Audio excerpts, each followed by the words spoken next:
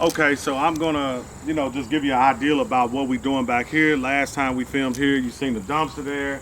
Roofer's putting debris into the dumpster.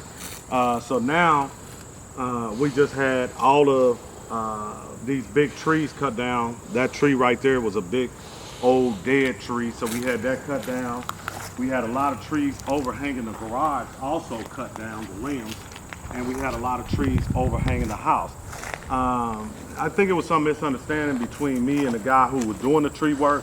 So I've asked him to come back and cut all the trees down, cut them back to where they're not hanging over the house. For one, those leaves as we get into fall and so on will start to die and they will clog up a person's gutters. Not only that, if those limbs fall down, they're pretty big limbs, it could definitely hurt the roof or cause physical injury to occupants inside the home.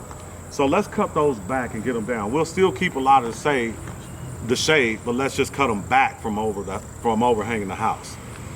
We knocked some down over the garage also. So we got that done, looks really good. We spent about $2,800 on that. This was a good deal.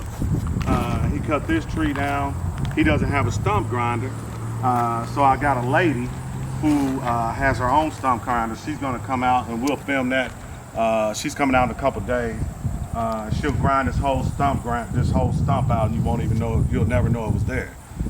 So that'll take care of that. But if you look at the diameter of this tree, how big and round it is, the roots to this tree are probably up under that foundation. You look at this old pad here. See how it's buckling up?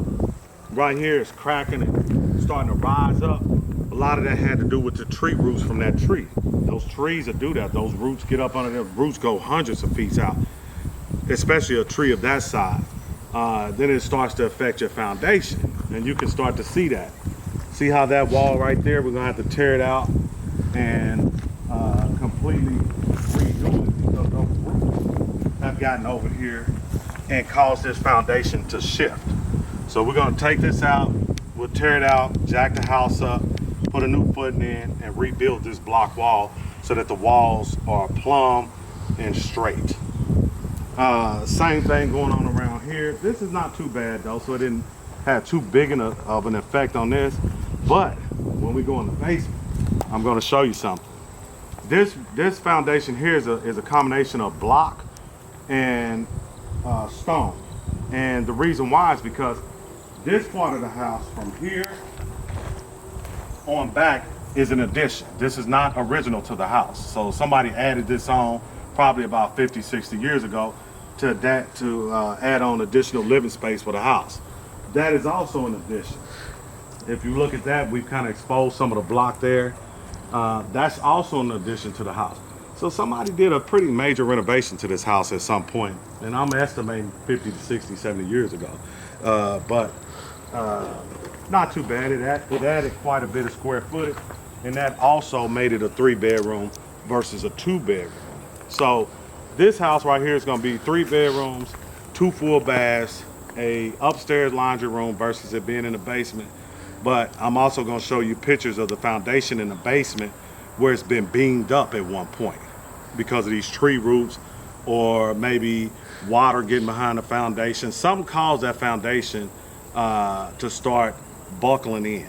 And so at some point somebody beamed it up, but just because they put beams there doesn't mean that it's actually doing the job that it was meant to do. Anything that is done has to be done a certain way for it to really have a major effect and correct the issue. And when I looked at those beams, I do not think that they were done like they should have been. In fact, I had my structural engineer over here. He came in, did a report. I'll let you take a look at that report, show you what it looks like. My whole thought process is that always hire the right people to come in and do the job that know what they're doing in their respective fields. So, you'll see architects over here at some point, interior and exterior designers, structural engineers, landscapers, roofers, so on and so on. But I have a very good general knowledge about everything that they're doing. Just because I've been doing it so long. It's not like I'm just the smartest person in the world or I know everything, because I try to learn something every day. I think if you think that you know everything is when you start to become stupid. And I love to learn something. I don't care if it's the littlest thing, especially in this business, when it comes down to designs, finishes, materials, dealing with different contractors, whatever the case may be. I love to learn something new every day. And if we made a mistake, I don't really consider it a mistake because, it's a teaching lesson. And you can't go to college to learn what I know. This is real world experience. You can't buy that in a book. Nobody can just tell you about it. You can learn a lot from reading a book and studying and watching YouTube videos, but man, you got to get in the game. You got to get out there and do it, and don't be scared. Just get out there and do it. But get some knowledge on what you're doing before you do it. Don't jump out there with a parachute, by no means. But, you got to get off your ass and do it at some point.